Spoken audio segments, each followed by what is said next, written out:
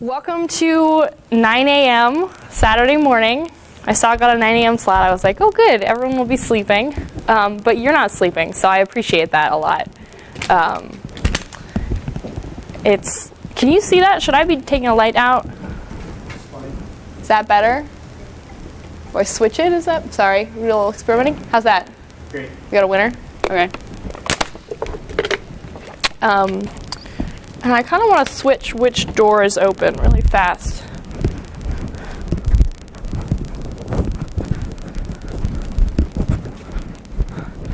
Oh, thanks.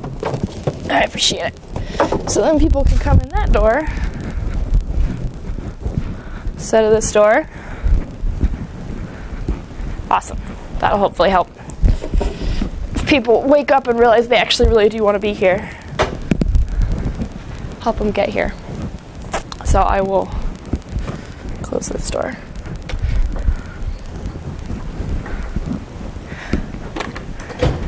I'm going to start. Hey, thanks for coming out this morning. If any of you want to move up closer, we're going to be chatting some, and you're welcome to, but we can probably hear each other from back there. So I'm going to talk a little bit about growing your user group. So I'm Kara Sowles. I work at Puppet Labs in Portland, Oregon.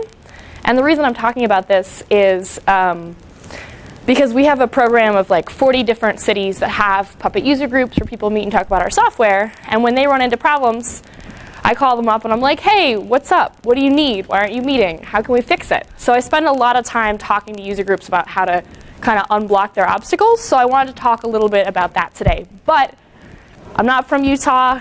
People who run user groups here, like you're the experts, so I'm leaving some time at the end so I can hear from folks here and see what's working, what's not working, any advice you have. I love getting that feedback, and I'll stick that in the end of the slides and some notes for when I post them online. So where are we headed? Let's get an agenda. We start up there in the Hall of User Group Creation. We think we're going to float up through the clouds and it's going to be perfect, but it's not really how it works. We kind of go down through the no members mountains, and we get trapped in the speakerless swamps, and we starve to death in the foodless flatlands, and maybe if we make it through the Valley of No Venue, we make it up to wherever that is in the sky. We're not even sure if we've ever made it. So it's a treacherous journey. Every user group goes through at least some of these perils, and we're going to do our best to kind of work our way through them today. How does it start, right? I made a user group. It's awesome. It's really exciting. It's going to be amazing. And it has an awesome first meeting. Everyone has a great time. Everyone came. All my friends came. We had a speaker. It was the best. And then it doesn't meet again often. There's just a big elephant graveyard. There's just nothing. My group didn't meet again. My cousin was in town. I couldn't find a presenter. I didn't want to pay for pizza again. Frankly, I never want to eat pizza ever again. So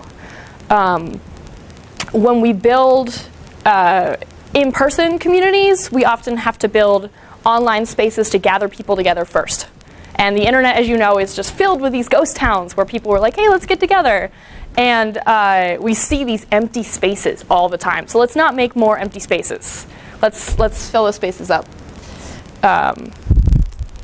So some common obstacles, this.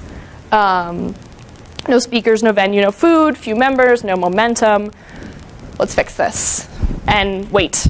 So maybe some of you are looking at starting a user group, and I don't want to start this book mid-chapter, so I'm going to go back to the beginning and do a little bit on starting a group, but I promise I won't do too much. Just a few thoughts. So starting back at the beginning at our Hall of User Group Creation, the basics, the basics, maybe food, communicate with people, let the world know. Reconnaissance is one of the most important things. Don't make a repeat group of a group that's already out there. Go out to other user groups in the region and see what they're doing. What's working for them, because it may be different in every community. If something's already working for folks, then repeat it, and don't repeat the mistakes that they've made. So talk to other user group organizers. Don't schedule your user group at the same time as something that would have a similar crowd. Maybe don't schedule it the same week. Give folks a break. You'll have more people coming in if you kind of do your homework there and spy out the scene. Choosing an online home for your group is something that is, it's very personal. It's from group to group. A lot of people use meetup.com. Some people will use Google Groups. Some people put up a forum or a website in another context. And honestly, what works changes from community to community, and it changes from region to region. So in Portland, no one wants Meetup. Everyone wants to be in Google Groups. But then most places where I started in the US, people want Meetup. Talk to other folks and give it a lot of thought to see what people will actually get on and adopt.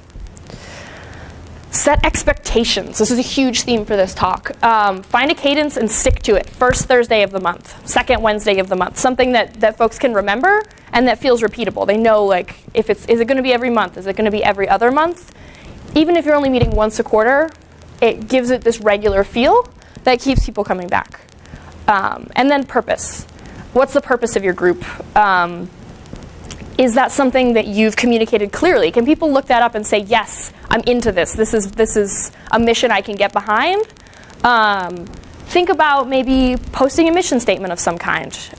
Maybe that's just a few lines on your Meetup page, but give it a little bit of thought. That's a porpoise. I'm sorry. So let's start removing obstacles. Let's go through this now. Finding a venue. So we're just going to go through the process when someone's like, I can't find a venue. I'm like, well, try this, and you just got to blast through the options. So make a list. What do you actually need in your venue? What are you actually looking for? You may be looking for any space you can get, but think about what would be the most valuable kind of space. And if you're prepared with your group's purpose and the number of members and the time or date you kind of want to meet, then when you reach out to people, hey, welcome. When you reach out to people and say, hey, can I meet at your venue? And you give them that information, it sets expectations with them, and they know whether they're a good fit. You know whether they're a good fit. It saves a lot of emailing back and forth. People email me all the time. They say, hey, can we use your space for a user group? Like, is it a 100-person group? Do you need like AV? What do you need? Let's talk about this. Think about what the place hosting you is going to get out of this. And I don't mean to be crass in terms of like some user groups aren't going to want to announce open jobs and stuff like that. It depends on the community, but some do. Can the hosting company say, hey, we're hiring a developer at the beginning of the meeting? Can they be listed as a sponsor on your Meetup page? Maybe the local library is looking to have more interesting technical events, and they can say, hey, we have this cool technical event here, and advertise it, and the library feels like they're getting more traction. Think about what the hosting area might benefit from. I've talked to people who meet at universities, and they actually help talk to the people who make the curriculum related to what they're talking about. I think this was particularly a Linux group, which is fascinating. So there's a lot of different kind of perks that can take place there. And most people start by asking their company. Let's say that fails. We ask our friend's company. Leverage those strong ties, talk to people we know. I don't have a lot of friends. That didn't work. Let's keep going. So when thanking people who said, like, no, you can't meet at my venue, I'm sorry, we don't have a spot, ask them who else in town they might recommend. Leverage that communication. Don't quite let go of it yet and say, hey, is there another space that people also meet in? Can you connect me with them? Because even if you get a lot of no's, maybe you can get a yes out of this. Are there local companies that specifically cater to the demographic that comes to your group? I work at Puppet Labs, configuration management software. If a configuration management group said, can we meet there? I would move the earth for them to be there. I don't care. I would break my rules because it's so specifically relevant. Ask your user group. That's where most people get their venues, is they put the word out and they say, hey, do you want to keep meeting? Because we need a place. And someone says, oh, OK, you can meet at my place. And you can meet sort of at their office or their company. This often needs to be asked many different times in many different contexts. And again, if you have those expectations, if you can say, hey, here's what we're looking for, that helps people go back to their own company and make that request. A local university, a local library are frequent options. I don't know quite as much about this, so if you folks have if you've done this and this has worked well, let me know, because this just isn't something we run to as much with Puppet user groups, but I know it's very common with Linux user groups and other open source groups. Look where other groups are hosted. If there's a company that's hosting 3 other meetups, maybe they're full, but maybe they love hosting meetups. So you may not know those companies, but you know that they do host groups. So you can jump in there and talk to them. And if that's not working, get flexible. What's wrong? Are you the same night as a popular group? Is it a Saturday and no one wants to come in on a Saturday? Does your group go till 11 p.m.? Figure out why people are saying no and think about getting flexible on that point. Sometimes there's still no host. There's a lot of tears.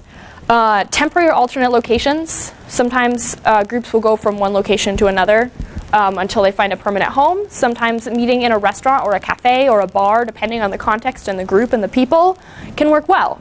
You can't have a presentation, but you can have a topic. And there are groups that choose to always meet in a cafe or a bar or a space like that. And there are upsides and downsides. But think about, don't let the absence of a venue keep you from meeting.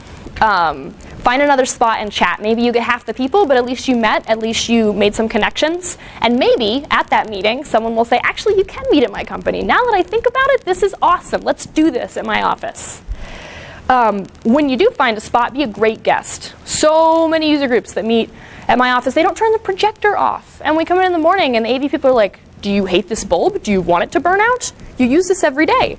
But it's these little things that we forget because we're excited and we're talking to people and we're eating pizza and stuff. Check back in. Be thoughtful and regular about how you do things. That sets expectations. If someone knows you're going to check in a couple days before every meetup, they're going to expect that. And that's going to give the host this sort of sense of peace that everything will be fine. And definitely leave it clean, because nothing is so unpleasant as coming in the morning and being like, oh, the group I was not here for but was responsible for has left things everywhere. Okay, everyone hates me. So hopefully, going through that list, we found a venue. So let's find some speakers. My favorite trick for getting speakers, because getting speakers is really tricky, is at the end of the meeting, saying to the group, don't go anywhere, what topics do you want to hear about next month? And folks will raise their hand, and they'll say a topic, and we'll write it right up there on the whiteboard. And then, does anyone have experience with this topic? And we go down the list. When people see, often when you ask people, hey, could you speak about something? People can't think about something to talk about. It's intimidating. They're like, oh, I'm not an expert on anything, imposter syndrome, blah, blah, blah. But you put up some topics and people are like, oh, actually, I know about that. I can talk about that. I can talk about, and that will often draw people out, which is excellent.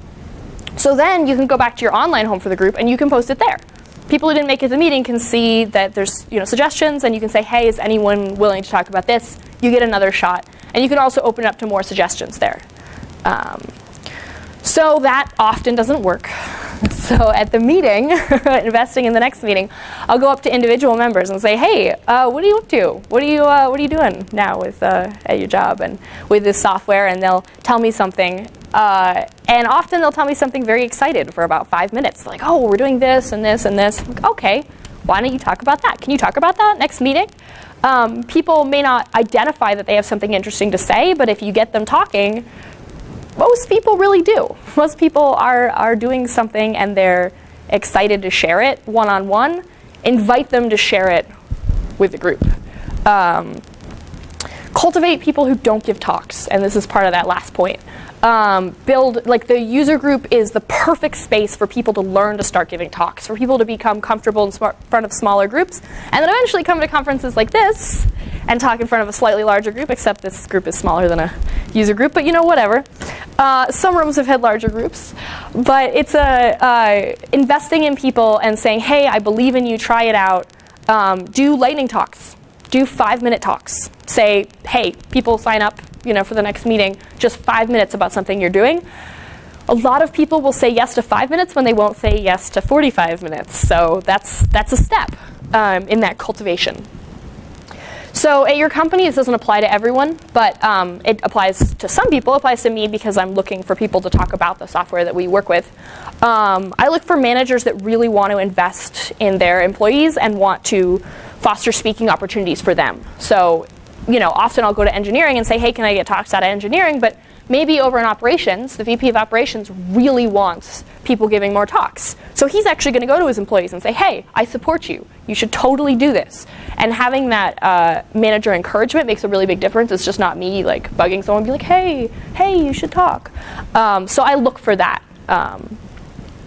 Sometimes, I'll email companies that I know are using a certain software or doing something, and I'll say, hey, would you send someone? I don't know anyone there, but maybe the person at the company will say, yes, we'll send someone out to talk about this. And if there's still no speakers, a lot of user groups don't even choose to go with speakers. They go with discussion. You choose a topic, you set expectations, and when people know there's a topic, they're much more likely to come. Have like a hack night. Everyone just works on stuff together. Have a beginner night. Everyone works on stuff together with beginners. So you don't need speakers to run a meetup. That's totally fine. There are so many different ways to do it. There's like Fishbowl, where someone told me about this the other day, and I haven't tried it yet. I'm really excited, where everyone sits in a circle in chairs, and then like 3 people sit in the middle in chairs, and they have a discussion. And then when someone wants to come in, they like tap the person, and like they sit down, so only 3 people are talking. It sounds really strange, but it sounds interesting. So I got a speaker, we have a venue, let's get some people to actually listen to this. In Portland, we have this really cool site called Calligator, where all the tech events that are happening are posted, from user groups to actually like larger events, stuff like that, and it's fantastic. So I couldn't find something quite like this for Utah, but I might have missed it. If there isn't something like this, think about creating it, honestly. It's, something? There's a Google Calendar. Oh, nice. That's good. That's a start. That's awesome. That's definitely a start. So yeah, a calendar like that is a great way to post it out there and get people to see it, to find out about it.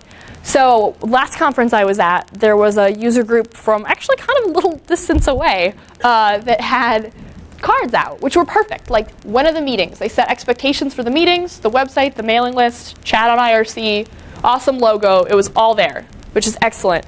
I was surprised I didn't see more user groups like advertising for members here, because there's 1,000 people here, and maybe I missed it.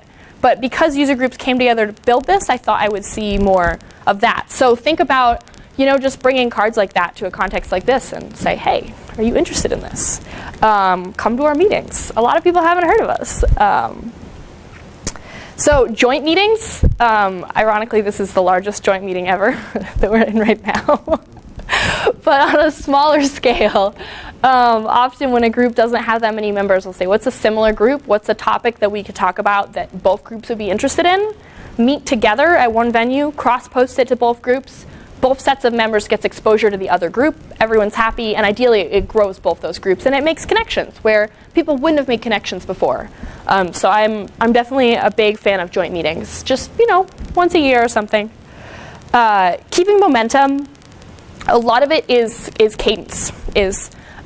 Making sure that what's happening is regular and predictable.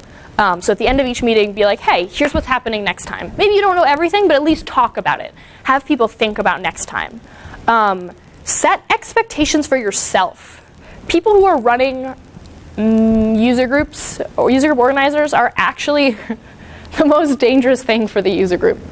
They're also the best thing, but I'll be running a user group and then I'll be like, oh, I'm out of time. I can't run this anymore, and it just kind of trickles off, and I personally killed it. Now, that's not something to feel guilty about. You have lives. You have to choose between certain things, and that's totally fine. But set those expectations and say, hey, I'm not going to have time for this. I'm going to get a co-organizer. I'm going to see if other people are interested. I'm going to make it clear when I have co-organizers who's doing the next step. If everyone's looking for a speaker for next time, no one's going to look for a speaker for next time because they know that Brad has it or Wendy has it covered. Set expectations there. What happens if you leave the group? What happens if you suddenly get a job in another city and you move away? Are you so entrenched in running this group that it can't survive without you? Just think about it. So that you know those answers for yourself. So finding sponsors. User groups don't need sponsors, but sponsors are nice, and some groups want them, and that's awesome. So first off, often the company that's hosting, and this obviously doesn't apply if you're not meeting at a company, if you're meeting in a library or another context like that, often the hosting company will provide food or drink or let you eat all their snacks that they provide to their employees or something, which is nice. That's always nice. And then people go to their company and they say, hey, look, I have this user group, we're hungry, can you something? And sometimes people's companies will do that. But also, I often see that just like group members, their companies will sponsor, which is interesting. It's like it's like, who has an expense card, right? It's like, oh, okay, your company's paying for the food. Make sure that people get recognition for that. Make sure that companies actually get recognized as sponsors, even if it's just someone saying, hey, my company will pay for this. Make sure that even if that company isn't fully thinking about this, that they get some kind of recognition.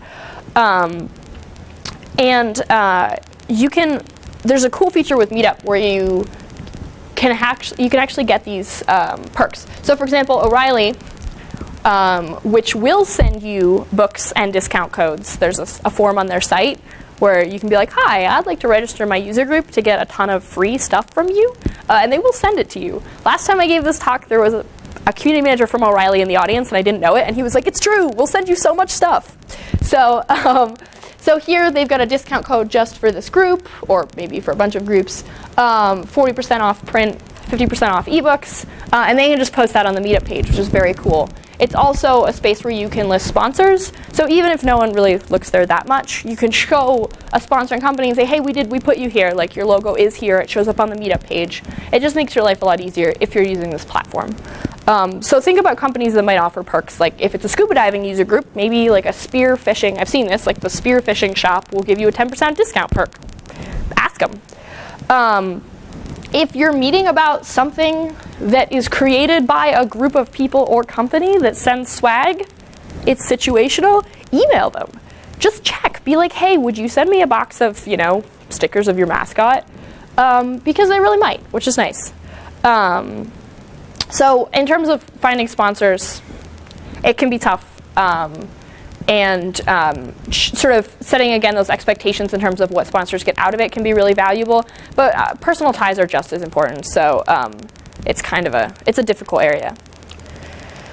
I want to talk a little bit about your company as a support structure. This doesn't apply to everyone, maybe even to most people, but it's something I think about a lot, so I wanted to kind of slot it in here. So for me, obviously, I work at a company that it's part of my job, what I'm doing. But sometimes people are also just running a user group that's related to stuff that their company works on, software their company uses, things like that. Leverage your company. So what I try to do is I try to think like other departments. I go down the department list and I say, how do these people interact with our community at the company? What are these different departments interested in? So for example, for me, sales, I go to them to source talks and venues because they know people on the ground in different areas, and I say, hey, who do you know? Let's talk to them. For professional services, they're always traveling. So when they travel to a place that has a user group, I'm like, hey, can you talk here? Education, they're always sending stuff out to people. I try to add like the link to the user group into their stuff. Marketing will send emails out for me. Engineering will give local talks. Community is me. Why is this shaking? But sorry. Yeah, so just sort of think about how other departments interact with this kind of software or this kind of technology, and reach out to them. Making your user group inviting is crucial to getting more members, and setting expectations is a huge part of that. You want people to go to your user group and say, yeah, I do want to go to that. Because when they go to your page, it's like a book you haven't read yet, and you're just like, I don't know what's in here. And at the end of the book, you've read it, and you're so familiar with it, but beforehand, you have no idea what you're in for. And meetup groups are like that, and they can be intimidating for new members. Post a schedule. Let people know for every meeting what is actually going to be going on. Because the more folks know about what they're going to be encountering, often the more comfortable they are coming. Even something as basic as, this is just an example, like we're going to socialize. There's going to be an introduction, this presentation, we're going to talk about next meeting, and we're going to socialize. Really basic. You could just assume that that might happen. But seeing it is really valuable for folks. They know what they're going to encounter. A clear familiarity level. Is it appropriate for beginners? Is it an intermediate talk? Then maybe say, hey, this is for intermediate to advanced users, but beginners are welcome to come. So setting both parts of those expectations so that new members feel like they can come in, but they know what to expect makes a huge difference. We've had some issues with groups that say, hey, look, we love meeting to talk about the software, but we're a bunch of intermediate to advanced users, and every time we meet, we're like, yeah, let's talk about this. And 10 beginners show up, and they're like, help me, I want to start, and they help them. And next meeting, they're like, yeah, we'll talk about talk about intermediate stuff. Sorry, I just kind of punched that and it flashed.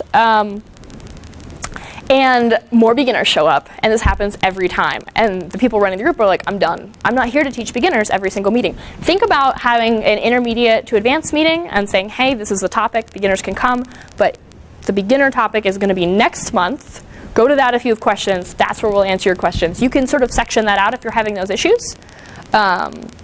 Accessibility. Is it easy to find the venue? I mean, accessibility can be, it's about a lot of things. So it's about, is it wheelchair accessible? But it's also, are people just getting lost? Is it in a university campus? Are they just wandering in circles until they quit and go home? If people know if they can park, if they can bus there, it can make a big difference. I bus everywhere. I don't have a car. So think about other modes of transportation than the one that you necessarily take, and consider kind of making it clear if that user group is actually, you know, easy to get to by there, because you'll sort of invite more people in. And then I've started doing this thing where I'll add my email address and say, hey, feel free to email, you know, kara@puppylabs.com with special accessibility requests or questions. Because then I know that although I didn't cover everything, that if someone's like, hey, you know, can I get the slides beforehand? I have trouble seeing the slides during the actual meeting, but then I can read them out beforehand and it's really valuable for me. I know people can reach out with those kinds of questions and I don't need to answer everything up front.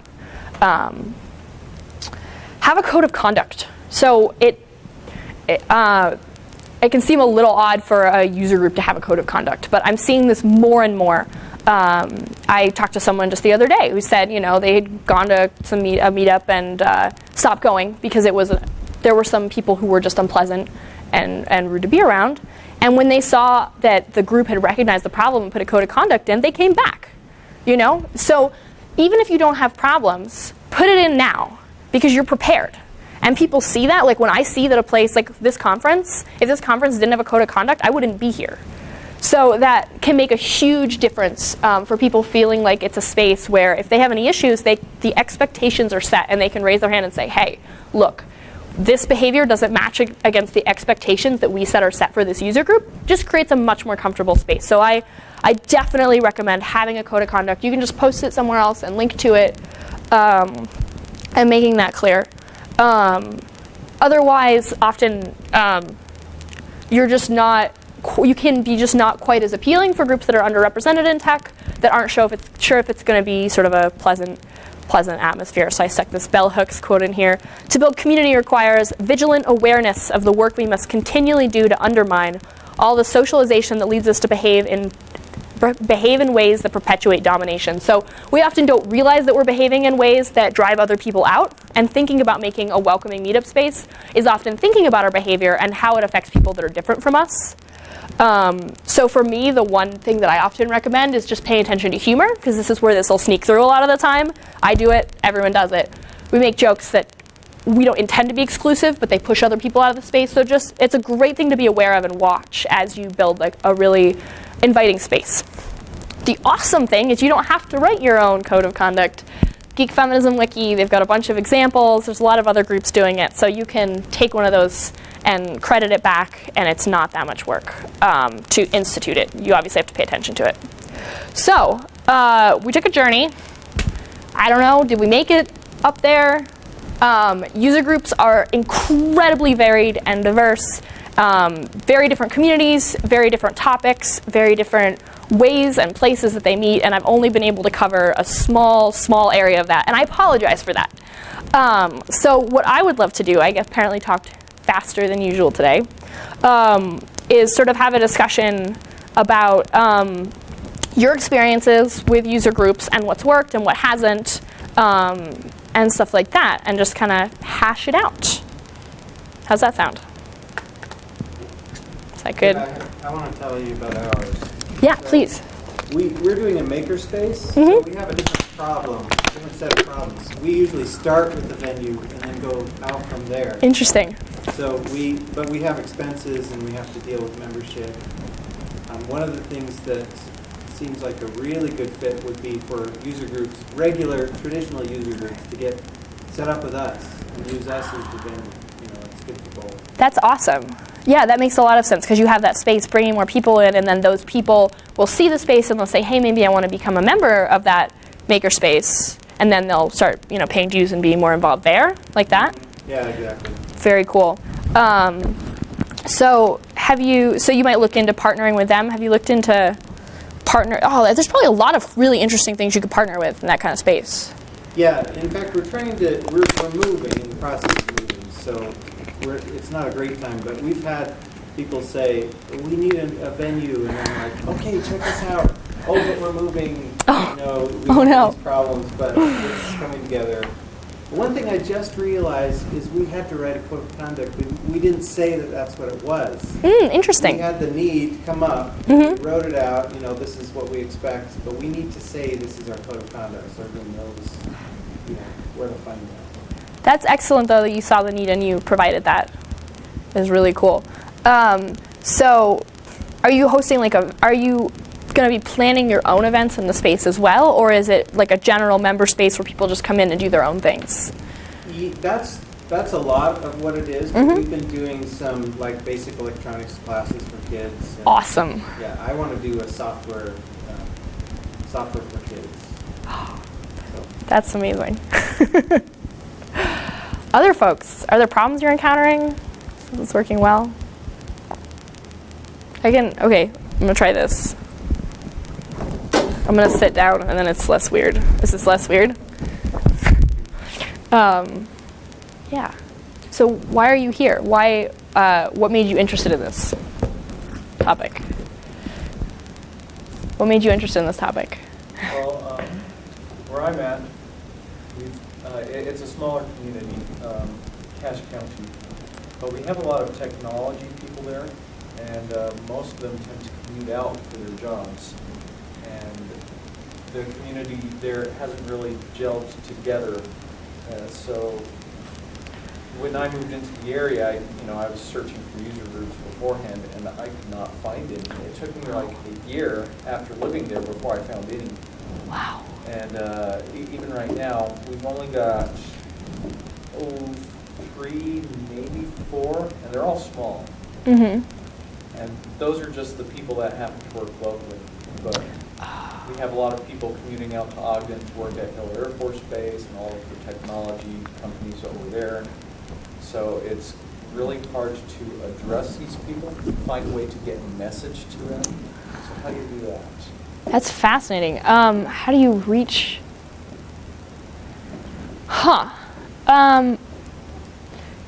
If there are spaces to communicate about user groups in the places you think people are commuting to, it sounds like it might be valuable to advertise the user groups in those spaces, like further out in, was it Ogden you said?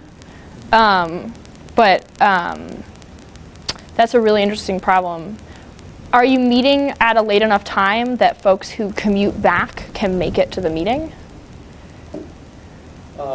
In one attempt, yes. One of the groups particularly likes to meet at lunch.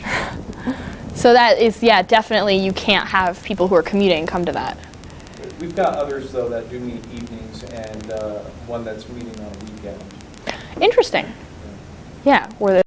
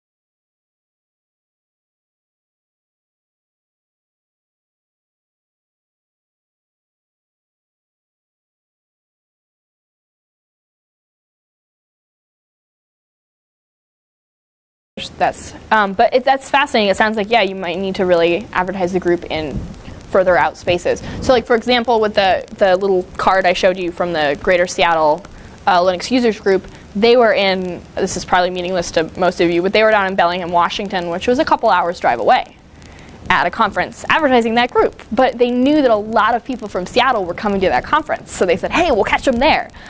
Because there wasn't a good space for them to catch them in Seattle at the time, which I thought was fascinating. They would go further out to that space.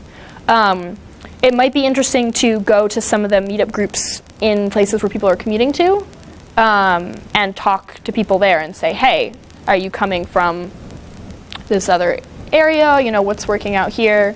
That could be interesting. That's a tough one. But good for you for for starting stuff in your community, even with people going further out. So why did you come out here today? Kind of the same reason. I mean, there are more user groups that I'm interested in around here, but none of the times seem to match up with my times. Oh. So I'm interested in a couple other ideas and things and stuff like that too. So I just wanted to know more about getting people together and finding. I mean, that's kind of the key, is finding the right time, I think. And maybe maybe you meet. Have you ever seen the user groups that meet more irregularly, where 1 month we'll have a lunch meeting and the next month we'll have an evening or something like that? I think varying the times makes a lot of sense. I've seen groups do that more with varying location to catch people who aren't willing to go quite as far. But that makes a lot of sense, especially if you post and say, hey, this month we're meeting at lunch, but next month we're meeting at this time, and you post both meetings, then people who come to that space know, hey, I can't make it to this one, but I can make it to that next one. Also, just polling people.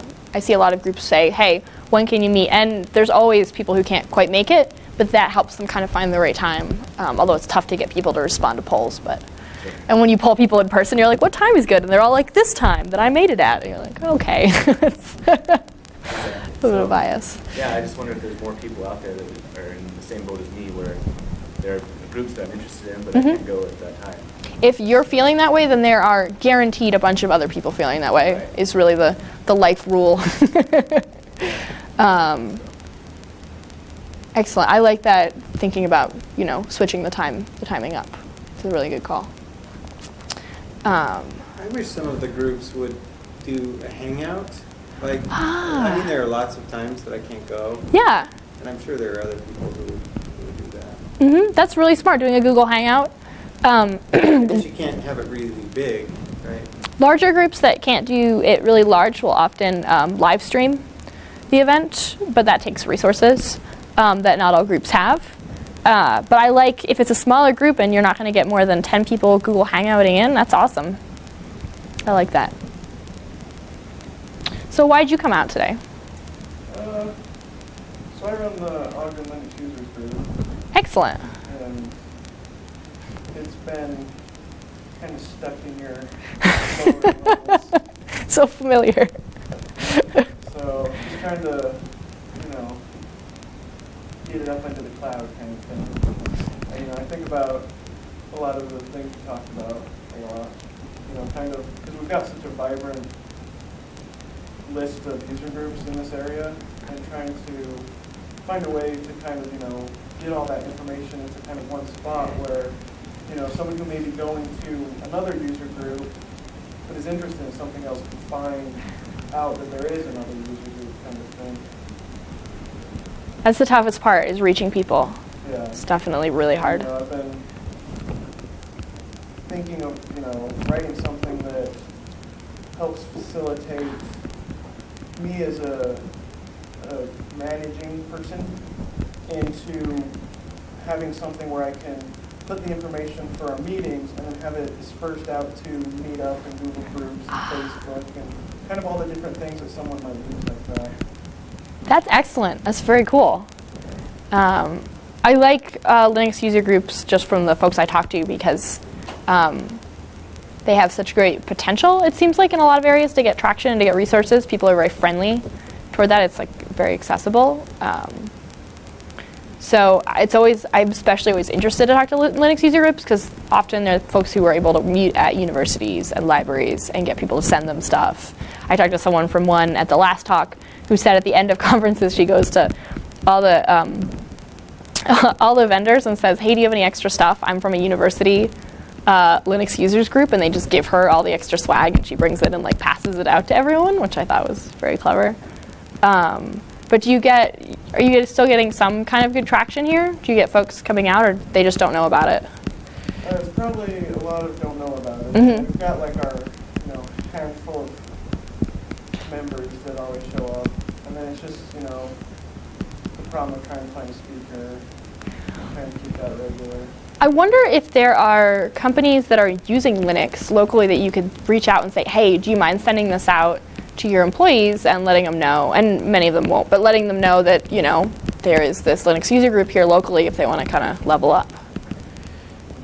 I don't know how you would identify which companies are using Linux, but using your superpowers. Hey. I suggest a source of speakers. I work at Brigham Young University, and academics, we don't make money, right? The bottom line is not how much money we make. When I go up for promotion, one of the things they look at is, does anybody care about what I'm doing? And the Provo Linux user group invited me to come out and give a talk on just building electronics. That's something I do as part of my job. And I'm like, yes, I can totally put that on my resume. But I did it because it would have been a lot of fun, but honestly, there are people out there who their job is they have to give talks places, and they would love to come and give a talk. If you contact the computer science department, you're going to find a bunch of people who can't do anything practical, but maybe can't turn the computer on by themselves. But they've thought about things related to things you might be interested in very different ways than you have. Maybe get some interesting speakers that way. That's a great suggestion. Makes a lot of sense. So why'd you come out here today? So I'm starting a Linux user group at the University of Utah. Awesome. Actually, the first meeting is next Thursday, and I have no idea what to do for the agenda or speakers or anything. So. Excellent. That's really exciting. Sometimes groups with similar topics that are within, a 40-minute driving distance of each other will even do a joint meeting once a year and say, hey, the different Linux groups from all over, maybe let's get together and have like a big barbecue or whatnot once a year and get to know each other from different towns. So I'm hearing a lot of that from different areas here. What happened to the Linux user group that used to meet at the U? Yeah, there was one called Slug. Yeah, you might want to look up Slug. They kind of died. But you might be able to get an old mailing list, which would give you members to email. Yeah, because that Slug infrastructure is all there. I just think Mark got busy. So it sounds like you know the person who used to run it. So do you think you could hand off that person's information to this gentleman? Or pass along this? Could just be the mailing list. Oh, just the mailing list? Cool. I'm working with Aaron's thoughts right now. Yeah. Keep going up. That stuff too. Perfect. Are you a student? Yeah, So in 3 years, you'll be gone? probably. So you're trying to build something that will live beyond. Yeah, I think with student groups, I think it's really easy to throw something together quickly, advertise, get students there, maybe get a professor to be involved. But yeah, what happens when you graduate? Start training your replacement. Yeah. But student groups do this, right? And every university has all kinds of student clubs and things that, they pass the baton on, and you get that started, and you may be remembered there forever. Yeah, that's kind of what's happened to all the Linux users groups. Because, most of them all started from the universities, We started from Weaver State, Slug was at the U, there was the Utah Valley Linux users groups, and all those people graduated, and then the contacts got broken from the university, and it kind of fell apart. So I think that takes another thing, which is use communication methods that you can pass off. So if you do all the work from your personal Gmail, you can't pass that off. And documentation. Document like who spoke, what's their contact info, like what's working, what's not. So that's written down for when you pass it off further down. At a university, there's two ways to do this too. You can just make a group of your own that's maybe independent of the university, but maybe ask the university if you can meet there. But most universities have official student groups, and that would probably exclude people from the greater community. But if you wanted to make a student user group, they would probably have facilities, you know, full-time administrators that will help you arrange things and, you know, allow you to contact students and things like that. So if your goal is you just want to get any kind of group together so you can talk about Linux, that might be a good way to do it. But, you know, like I say, you're probably excluding people outside of the University of Utah.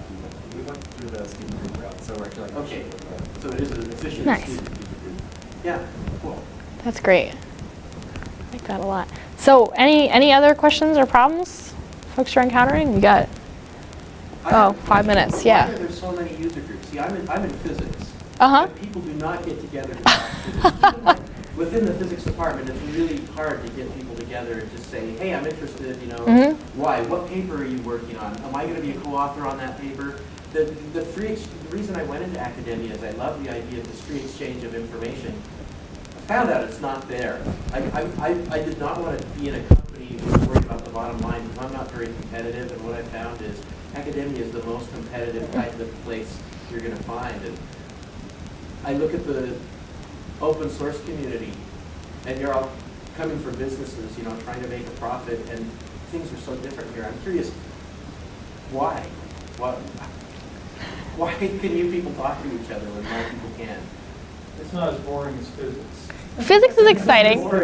No, that's a really great question. I don't know. I bet, to me, it always seems cultural. It's like different communities have their culture and their expectations, and as you are saying, academics has a very different culture there that it's held on to. And I don't know what it will take to get a shift there and make it less competitive and closed. Apparently complaining about it isn't enough. But I don't know what fostered that culture initially with open source. I mean, obviously open source is built on the very idea of a free, open exchange of resources and information, so it's kind of built into the concept there. Thinking of that whole early computer hacker spaces and, you know, getting together and working on computer type stuff. That's kind of influenced the culture. I think a big part of that is your advancement in academia is based in large part on what you have on your CV, how many publications you have and stuff like that. And There's not a lot of credit for informal meetings where you help somebody. Right. The most useful things I've done in my career have done zero to advance my career because of that. But the open source community, just being a member of a group is itself a form of a credential, and contributing a patch to fix a bug is, you know, that's just awesome. So actually being involved and throwing stuff into the common goods pool is what gives you that credential. It's a little bit different. That's very interesting. Yeah, that's definitely true. I go to user groups for the discovery. You know, I wonder if maybe that's just a little bit different there too. Yeah, but just the flavor of this conference. Yeah. I'm not being a coder. I mean, I do it for fun. I always come from this conference with 10 different things that I want to go and try. When you go to a physics conference, when you give a talk at a physics conference, the last thing you want is for people to be able to take what you told them and be able to go and do it. Right. You want them to know that you can do it, but you don't want them to know how. Yeah, I go for the discovery because I know that there's things that I'm going to learn at the PHP user group that I didn't know before, and then I'm going to be able to take that and use it and do stuff with that. So and that's what I really enjoy. I don't have the bandwidth to search Google for everything I don't know all day. But I can go to the user group and find out all this stuff I didn't know and be able to take that and apply it to it. You have to know it exists before you can Google it. Exactly. Yeah. So if I don't know it's not there, it's never going to happen. But I know other people know stuff. Excellent. So I think we're about at the end, unless there's anything else. Thanks for coming out. All of you made a big difference when there's 6 people, right? Every one person makes that impact. So thanks for coming. Feel free to, I put my email up there. Feel free to reach out if you ever want to chat. And there's hopefully in a few weeks or a month, there's going to be an online resource that'll have a lot of this stuff as well. That'll be a lot better fleshed out that I can send you a link to that'll be up on GitHub that I'm working with some other folks. So yeah, have a great rest of the